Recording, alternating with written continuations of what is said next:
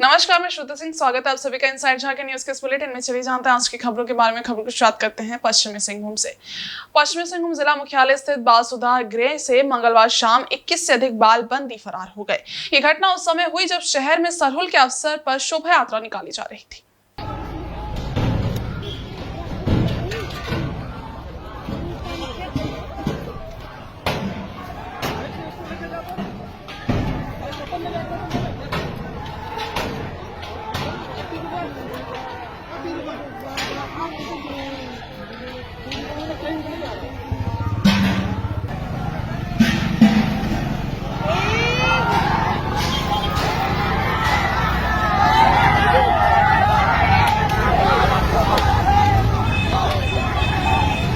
जानकारी के अनुसार बाल सुधार गृह में शाम के समय बालबंदी खेल रहे थे, तभी अचानक आपस में उनका झगड़ा शुरू हो गया। इस झगड़े के बाद बालबंदियों ने जमकर उत्पात मचाया, जिससे स्थिति और बिगड़ गई। थोड़ी देर बाद बालबंदियों में मारपीट शुरू हो गई और इसके बाद वो सब गेट तोड़कर वहां से फरार हो गए। इस घटना को लेकर अब राजनीतिक सरगर्मी तेज हो गई है।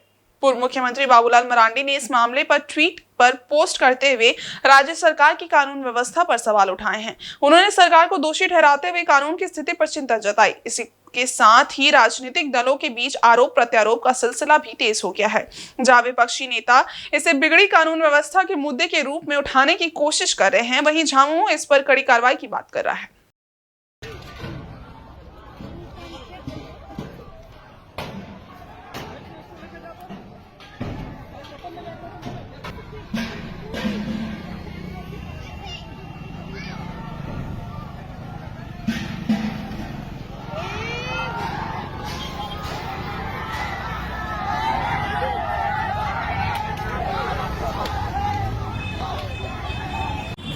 इस सरकार में विधि व्यवस्था नाम की कोई चीज नहीं रह गई है। अब आप समझ सकते हैं कि बाल सुधार गृह में बच्चों को जो अपराधी प्रवृत्ति के हो गए हैं, उनको एक तो संरक्षण देके उनको सुधारने की बात होती है, अब वो फरार हो जा रहे हैं। आप समझ सकते हैं कि कितनी सुरक्षा को लेकर के कितना यह सरकार सचेत है। इसलिए अविलंब एक तो बच्चों को तुरंत से उसका रेस्क्यू किया जाना चाहिए, उसकी खोज की जानी चाहिए, और साथ ही साथ जो वहाँ सुरक्षा में लगे हुए अधिकारी हैं उस पर दंडात्मक कार्रवाई सुनिश्चित करनी चाहिए, और नहीं तो इस सरकार के सभी चीज़ों से भरोसा उठता जा रहा है लोगों का। देखिए, ऐसी घटनाएं तो पहले भी हो चुकी है। जो पूर्ववर्ती शासनकाल था भाजपा का, उसमें लेकिन समाचार पत्रों से जो प्रतीत हुआ, कुछ लोग भागे थे, उसमें से कुछ लोग वापस भी आ गए, और जो लोग जो बालबंदी है तो बालबंदी उनकी खोजबीन की जा रही है, और प्रशासन बहुत जल्द उन सभी लोगों को वापस फिर बंदी गृह में लाने का काम करेगी। जमशेदपुर में एसएसएन न्यूज के संस्थापक स्वर्गीय मोहन सिंह की 41वीं पुण्यतिथि के अवसर पर मंगलवार को रक्तदान शिविर का आयोजन किया गया। ये शिविर साकची बारी मैदान क्लब हाउस में आयोजित हुआ, जिसमें मुख्य रूप से विधायक सरयू राय, पूर्व केंद्रीय मंत्री अर्जुन मुंडा व एसएसपी उपस्थित थे। शिविर में बड़ी संख्या में लोगों ने रक्तदान किया, जिससे न केवल इस पुण्य कार्य को बढ़ावा मिला, बल्कि जीवन बचाने के इस महादान के प्रति लोगों में जागरूकता भी फैली। अतिथियों ने रक्तदाताओं का उत्साह बढ़ाया। विधायक सरयू राय ने अपने संबोधन में कहा कि रक्तदान जीवन का सबसे बड़ा दान है और इससे कई जिंदगियों को बचाया जा सकता है। उन्होंने इस शिविर के आयोजकों की सराहना करते हुए इसे प्रेरणादायक पहल बताया। वहीं पूर्व केंद्रीय मंत्री अर्जुन मुंडा ने भी रक्तदान को समाज की जिम्मेदारी बताते हुए सभी से इसमें भाग लेने की अपील की। इस मौके पर कई समाजसेवी क्षेत्रीय लोग और एसएसएन न्यूज के कर्मचारी भी मौजूद थे, जिन्होंने इस शिविर को सफल बनाने में अपना योगदान दिया। इस शिविर में काफी संख्या में लोगों ने भाग लिया और रक्तदान किया। देखिए, आज यहाँ रक्तदान शिविर हो रहा है, और जिनके उपलक्ष्य में हो रहा है, हम लोगों के बहुत अच्छे साथी रहे स्वर्गीय मोहन सिंह। एसएसएन न्यूज के माध्यम से स्थानीय समाचारों का जनता तक पहुंच डिजिटली यानी वीडियो के माध्यम से, दूरदर्शन जी न्यूज के बाद शहर में इसके माध्यम से प्रारंभ किए गए थे और समाचार जगत में इस क्षेत्र में एक अपना स्थान बनाया था। उनके स्मृति में ये जो आयोजन हुआ है, मानवीय मूल्यों का इससे उत्तम उदाहरण और दूसरा नहीं हो सकता है, क्योंकि कोई भी मनुष्य है रक्त के अभाव में नहीं रह सकता और रक्त का निर्माण मनुष्य के शरीर से होता है। मोहन सिंह जी एसोसिएशन के संस्थापक थे। उनकी विरासत को आगे लोग बढ़ा रहे हैं। उनके स्मृति में हर साल रक्तदान शिविर होता है और इसका महत्व यही है कि रक्त से ज्ञान बचा सकते हैं। हमारे खून का उपयोग कहाँ किसी भलाई के लिए होगा, देने वाले को नहीं पता रहता है। देने वाला स्वैच्छिक करके रक्तदान करता है और वो रक्त समाज के काम आता है। इधर सरहुल पर्व के मौके पर पूर्व केंद्रीय मंत्री अर्जुन मुंडा जमशेदपुर के हरिना पहुंचे, जहां उन्होंने जाहिर स्थल में पूजा अर्चना की। इस अवसर पर उन्होंने कानों में साल वृक्ष के फूल को लगाकर अपने प्रकृति प्रेम को दर्शाया। अर्जुन मुंडा ने इस दौरान कहा कि सरहुल प्रकृति का महापर्व है, जो सामूहिक रूप से आदिवासी समुदाय द्वारा मनाया जाता है।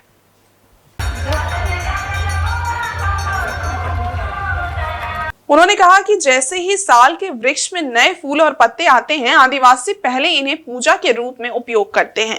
इसके बाद इसका सेवन कर अपने प्राकृतिक प्रेम को दर्शाते हैं। अर्जुन मुंडा ने यह भी कहा कि इस पर्व के दौरान सभी लोग प्राकृतिक रंग में रंग कर नृत्य और गीतों के साथ खुशियां मनाते हैं और इस प्रकार प्रकृति के साथ उनका अनोखा संबंध प्रगाढ़ होता है। सभी पेड़ पौधों के साथ हम सबका एक गहरा प्राकृतिक संबंध है, जो हमें एकजुट रखता है। उन्होंने सभी को सरहुल की शुभकामनाएं देते हुए सुख, शांति, समृद्धि और खुशहाली की कामना की। समारोह में विधायक संजीव सरदार, पूर्व विधायक मेनका सरदार सहित कई गणमान्य लोग मौजूद थे। इस अवसर पर अर्जुन मुंडा के साथ साथ अन्य नेतागण और स्थानीय नागरिकों ने सरहुल पर्व को हर्षोल्लास के साथ मनाया और प्रकृति के साथ अपने संबंधों को और गहरा करने का संकल्प लिया।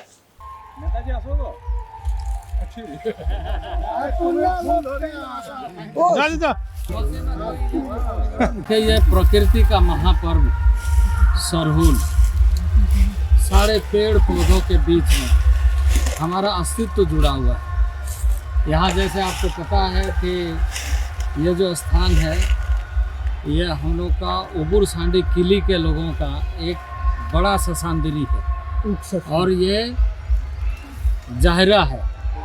तो सामूहिक ढंग से किस तरीके से प्रकृति के साथ अनुनाश्रय संबंध बना करके इसी को त्यौहार और जीवन पद्धति के रूप में लेकर के सदैव जो चलता है, उसे ही लोग आदिवासी कहते हैं। वही आदिवासी है, वही यह समाज है जो बृहद तरीके से प्रकृति प्रेम को प्रदर्शित करते हुए आज जो साल वृक्ष में सारजोम दारू जिसको बोलते हैं मुंडारी में, सारजोम दारू में जो फूल खिले हैं उसको पूजा में प्रसाद के रूप में ग्रहण करते हुए हम कान में खोस करके प्रकृति के रंग में रंग करके अपने जीवन को सराबोर करते हैं। ऐसा उत्सव मनाने का काम आज यहाँ पर हमारे प्राचीन पद्धति के अनुसार हमारे यहाँ के जो लाया है, जो पुजारी है, जो जिसको हम नायक बोलते हैं, पुजारी बोलते हैं या कई स्थानों पर पाहन बोलते हैं, तो सबके आत्मिक एक सात्विक तरीके से पूजा अर्पण करके नृत्य गीत के साथ सबके खुशहाली का हम आह्वान करते हैं और प्रकृति से ये आराधना करते हैं कि प्रकृति का शाश्वत इस जीव पर, पृथ्वी पर उनका हमेशा हमारे साथ संबंध बना रहे।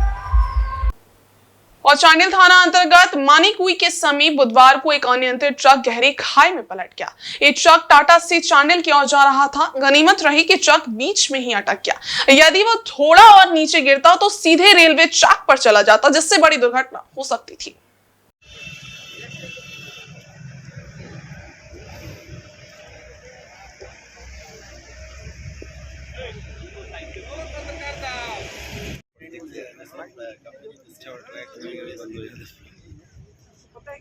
घटना की सूचना मिलते ही दक्षिण पूर्व रेलवे के चक्रधरपुर डिवीजन की रेस्क्यू टीम ने डीआरएम तरुण हुरिया के नेतृत्व में घटनास्थल पर पहुंचकर राहत कार्य शुरू किया। रेस्क्यू ऑपरेशन में काफी सावधानी बरती गई और आधे घंटे के भीतर ही ट्रक को बाहर निकाल लिया गया। इस दौरान ट्रेनों का परिचालन सावधानी पूर्वक जारी रखा गया, जिससे कोई और बड़ी समस्या उत्पन्न नहीं हुई। डीआरएम तरुण हुरिया ने बताया कि इस दुर्घटना में रेलवे को कोई नुकसान नहीं हुआ और न ही कोई हाथाहाथ हुआ है, लेकिन ट्रक मालिक को भारी नुकसान उठाना पड़ा। रेस्क्यू ऑपरेशन के दौरान सड़क मार्ग पर कुछ समय के लिए आवागमन रोक दिया गया था, लेकिन अब स्थिति पूरी तरह सामान्य हो गई है। डीआरएम ने ये भी कहा कि इस मार्ग पर लगातार हो रहे हादसों को देखते हुए NHAI से बातचीत कर बैरिकेडिंग कराए जाने की योजना बनाई जा रही है। चांडिल गोलचक्कर पर बन रहे पुल के संबंध में उन्होंने कहा कि ये NHAI का मामला है और रेलवे को इसकी जानकारी नहीं है। रेस्क्यू ऑपरेशन के दौरान GRP, RPF, चांडिल और कांड्रा थाने की पुलिस के अलावा रेलवे की पूरी रेस्क्यू टीम मौके पर मौजूद थी, जिसने स्थिति को नियंत्रित किया और राहत कार्य को सफलतापूर्वक संपन्न किया।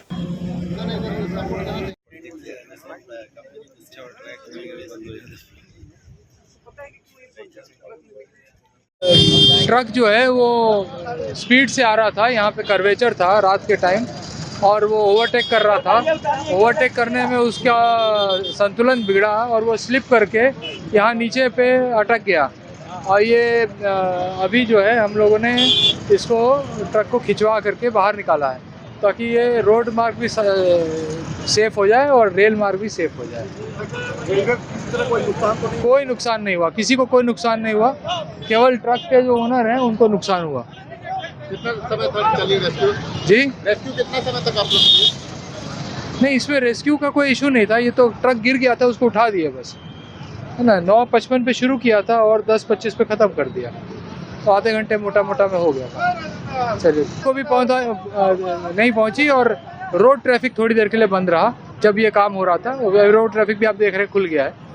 तो ये हमेशा होता है यहाँ पर, इसके लिए नहीं, ऑलरेडी यहाँ पे आइडेंटिफाइड है और यहाँ पर हम लोग इसको फेंस ऑफ करा देंगे। NHAI से बात कर रहे हैं, इसको फेंस ऑफ करा देंगे। जमशेदपुर के MGM थाना की पुलिस ने हथियार के साथ 2 बदमाशों को गिरफ्तार किया है। इनके पास से भारी मात्रा में हथियार बरामद हुआ है। पूछताछ के बाद पुलिस ने बुधवार को इन्हें न्यायिक हिरासत में जेल भेज दिया। दोनों का आपराधिक इतिहास रहा है। पकड़े गए अभियुक्तों में ओलीडी सुभाष कॉलोनी का रहने वाला विश्वजीत सिंह उर्फ रॉकी और राहुल कुमार उर्फ छोटू शामिल है। मामले का खुलासा करते हुए SSP किशोर कौशल ने बताया कि गुप्त सूचना मिली थी कि तुरिया बेड़ा DWPS स्कूल के पास कुछ अपराधी हथियार के साथ किसी बड़ी आपराधिक घटना को अंजाम देने की फिराक में हैं। इस सूचना के आलोक में जब मौके पर पुलिस टीम पहुंची तो बाइक पर सवार दोनों अभियुक्त पुलिस को देखकर बाइक रोड किनारे खड़ी कर भागने लगे। इसी क्रम में पुलिस ने उन्हें खदेड़ कर पकड़ लिया। तलाशी लेने पर इनके पास से हथियार बरामद किया गया। पुलिस को पूछताछ में इन लोगों ने बताया कि एक पुराने मुकदमे में पिस्तौल का भय दिखाकर वे लोग समझौता करना चाहते थे, लेकिन बातचीत में विवाद बढ़ गया और इन लोगों ने तुरिया बेड़ा स्थित शिव मंदिर के पास लवकुश कुशवाहा पर 29 मार्च की रात में फायरिंग कर दी। इनके पास से पुलिस ने 2 पिस्टल, 1 देसी कट्टा, 6 जिंदा कारतूस, 2 मोबाइल और 1 बाइक बरामद किया है। SSP के अनुसार इनका पूर्व में आपराधिक इतिहास रहा है और ये किसी गिरोह से जुड़कर कार्य करते हैं। फिलहाल ये अपना नया गिरोह बनाने की योजना बना रहे थे। सूचना प्राप्त हुई थी कि कुछ अपराध कर्मी अवैध हथियार के साथ एक निजी विद्यालय के पास में MGM थाना अंतर्गत तुरिया बेड़ा में घूम रहे हैं, जिसको लेकर तुरंत ही एक टीम का गठन करके, जिस टीम में मुख्यतः थाना प्रभारी MGM थे, वो टीम वहाँ पर गई और जब वहाँ पर जा करके उन्होंने छापामारी की तो वहाँ से 2 अपराध कर्मी जो है गिरफ्तार हुए। उसमें एक का नाम विश्वजीत सिंह उर्फ रॉकी है और दूसरे का नाम राहुल कुमार सिंह उर्फ छोटू है। इन दोनों के पास से कुल मिलाकर के 3 हथियार जो है वो बरामद हुए हैं, जिसमें कि रॉकी के पास से 1 देसी पिस्तौल और 3 जिंदा गोली, 1 देसी कट्टा और दूसरा व्यक्ति जो राहुल कुमार सिंह है उसके पास से 1 देसी पिस्तौल और 3 जिंदा गोली जो है बरामद हुई है। उसके पास से मोबाइल फ़ोन वगैरह भी मिला है और ये पूरी तरीके से अवैध हथियार थे क्योंकि इनका कोई कागजात इनके द्वारा प्रस्तुत नहीं किया गया है। इन दोनों के संदर्भ में जब और विस्तृत पूछताछ की गई, गहनता से छानबीन की गई, तो यह मामला भी संज्ञान में आया कि 29 मार्च को एक हवाई फायरिंग की घटना को तुरिया बेड़ा में ही अंजाम दिया गया था, जिसमें ये दोनों अपराध कर्मी ही शामिल थे और इन्हीं हथियारों का उपयोग उसमें उस घटना को करने में किया गया। मुख्यतः लव कुश वहाँ पर एक व्यक्ति है जिसके साथ इन लोगों का पिछले कुछ दिनों से झमेला चला आ रहा था, जिसके कारण इन लोगों ने वहाँ पर उसे धमकाने के लिए फायरिंग की घटना को, हवाई फायरिंग की घटना को अंजाम दिया था और इस संदर्भ में इन दोनों की गिरफ्तारी की गई। अगर हम पूर्व से आपराधिक इतिहास की बात करें तो पूर्व में भी ये मारपीट के मामलों में ये आरोप पत्रित रहे हैं और कुछ एक गैंग से भी इनका संबंध पहले रहा था। अभी वर्तमान में ये लोग खुद से अपना एक गैंग स्थापित करने की कोशिश में थे और इसी कारण से इन हथियारों का भी इन लोगों ने एक तरीके से 3 हथियार अपने पास जुटाए भी थे और लोगों को चमकाना, धमकाना और उसके माध्यम से पैसे को एक्सटॉर्ट करने के प्रयास में थे ये लोग, लेकिन पुलिस की तत्परता से ये लोग गिरफ्तार हुए हैं और इस प्रकार की कोई भी जो कार्रवाई करने की कोशिश करेगा, कोई भी अपराधकर्मी, पुलिस उनके खिलाफ सख्त कार्रवाई करेगी। जमशेदपुर के आजाद नगर थाना क्षेत्र में एक युवती को छेड़खानी का विरोध करना काफी महंगा पड़ा। आरोपियों ने युवती को मारपीट कर घायल कर दिया और फरार हो गए। इस घटना में युवती को सिर में गंभीर चोट आई है। इस मामले में पुलिस से लिखित शिकायत की गई है। घटना आजाद नगर रोड नंबर 2 की है। यहाँ युवती अपने भाई और बहन के साथ गोलगप्पा खा रही थी। इस दौरान रोड नंबर 1 निवासी इरशाद नामक एक युवक और उसके साथ ही वहां पहुंचे। आरोपियों ने युवती पर अभद्र टिप्पणी करना शुरू कर दिया। युवती के भाई ने जब इसका विरोध किया तो आरोपियों ने उसके साथ मारपीट की। इतना ही नहीं, आरोपियों ने बेस बैट से युवती के सिर पर भी वार कर दिया, जिससे युवती गंभीर रूप से घायल हो गई और वहीं बेहोश हो गई। ये देख आरोपी वहां से फरार हो गए। उसे तुरंत ही एमजीएम अस्पताल लाया गया, जहां उसका इलाज चल रहा है। इधर सूचना मिलने पर पुलिस मौके पर पहुंची और जांच पड़ताल की। स्थानीय लोगों में इस घटना को लेकर आक्रोश है। लोगों ने आरोपियों की तत्काल गिरफ्तारी की मांग की है। पुलिस ने आश्वासन दिया है कि जल्द ही आरोपियों को पकड़ लिया जाएगा। गरीब कॉलोनी में रहते हैं, वहाँ हम लोग दोनों बहन गोलगप्पा खा रहे हैं। इसकी 2 महीना हुआ सीजर होके और ऑपरेशन हुआ है और मतलब छोटी बेटी ली हुई थी। वो जितना हार्ट जा रही गोलगप्पा खा रही थी, हार्ट छेड़ रहा, बहुत बदतमीज बोली बोल रहे थे। हम लोग को बहुत ख़राब लग रहा था, बाकी हम लोग कुछ नहीं बोल रहे थे क्योंकि मेरा छोटा भाई था। हम लोग सैड हो रहे फिर सटे जा। तो हम बोले क्यों ऐसे कर रहे, आप लोग ऐसा क्यों कर रहे? तो मेरे भाई बोला क्यों कर रहे भाई ऐसा, मेरी बहन लोग आपको, आपकी बहन रहेगी तो आपकी इज्जत मेरी भी इज्जत हो। तो बोलता नहीं माता हमको, हम नेता में तो रहते हैं, ऐसे करके बहुत बैट से मारे। जमशेदपुर के बोडाम थाना अंतर्गत NH 33 स्थित पार्डी फदलो गोड़ा के पास मंगलवार की देर शाम टेम्पो और बाइक में टक्कर हो गई। इस घटना में टेम्पो में सवार मामा भगनी की मौत हो गई, वहीं बाइक चालक की भी मौत हो गई, जबकि घटना में 4 लोग घायल हो गए। मृतकों में कपाली ताजनगर निवासी 12 वर्षीय चांदनी परवीन, कपाली गौसनगर निवासी 38 वर्षीय मामा नसीम अंसारी और बाइक चालक कपाली हेसा डुंगरी निवासी तनवीर मोमीन शामिल है। घायलों में मृतका चांदनी की छोटी बहन 3.5 वर्षीय हाफिया परवीन, उसकी मां आसमा बीबी, टेम्पो चालक जमील अंसारी और बाइक सवार अफजल अंसारी शामिल है। टेम्पो में सवार सभी लोग मृतक नसीम अंसारी के भाई की शादी में शामिल होने जा रहे थे। आगामी 5 अप्रैल को पुरुलिया के खासाडी में नसीम अंसारी के छोटे भाई समीम अंसारी की शादी होने वाली है। हादसे के बाद टेम्पो चालक सभी को टेम्पो में सवार कर कपाली ताजनगर ले गया, जहां पहुंचने के बाद परिवार वाले सभी को एमजीएम अस्पताल ले गए, जबकि बाइक चालक तनवीर मोमीन को उसके साथ ही बाइक से एमजीएम अस्पताल ले गए। वहीं घायल बाइक सवार अफजल अंसारी को ब्रह्मानंद अस्पताल ले जाया गया। हादसे की जानकारी मिलने पर मृतक व घायलों के परिजन एमजीएम अस्पताल पहुंचे। दोस्तों के अनुसार हादसे में अफजल अंसारी को भी गंभीर चोट लगी है। ब्रह्मानंद अस्पताल में प्राथमिक उपचार के बाद उसे रिम्स रेफर कर दिया गया है। तो लोग पुरुलिया जा रहे हैं, तो काली मंदिर का पास है ना, ये लोग हो सकते स्पीड में चला रहा होगा और उधर से बाइक वाला आके टकरा। मेरे 5 लड़की और मेरा बीवी और मेरे साथ, ये शायद 6, 10, 15 में होता होगा। ये तो कम देते 5.5 में। और इस बुलेटिन में बस इतना ही। ब्रेक के उस पर आ रहा है कुछ और खास खबरें, तब तक के लिए देखते रहिए इनसाइड झारखंड न्यूज़। धन्यवाद।